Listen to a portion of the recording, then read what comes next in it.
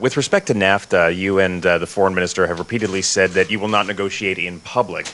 But yesterday it seemed as though Ambassador Lighthizer was doing just that by suggesting in some comments that Canada has not given up enough in NAFTA, is not willing to budge enough, that the American deadlines are in fact firm.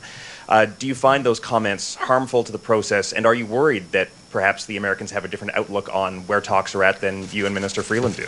We continue to engage in near continuous negotiations. The conversations are constant and ongoing.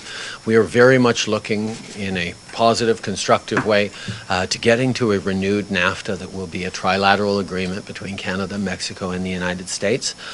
As I've said many times, I will not negotiate in public. We will continue to stay focused on getting a good deal for Canadians, recognizing that it is very possible to get to a deal that is both good for Canadians, good for Americans, and good for the entire continent.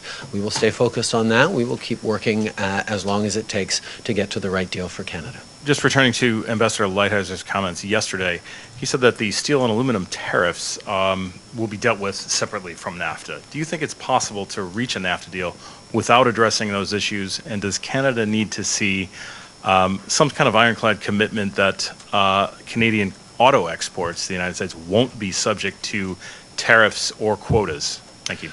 One of the things in my many conversations with President Trump on the issue of 232 tariffs writ large and indeed specifically was his insistence that, well, if we renegotiate NAFTA, if we get to a NAFTA deal, there will be no need to worry about these other things. That has been something that he has said a few times.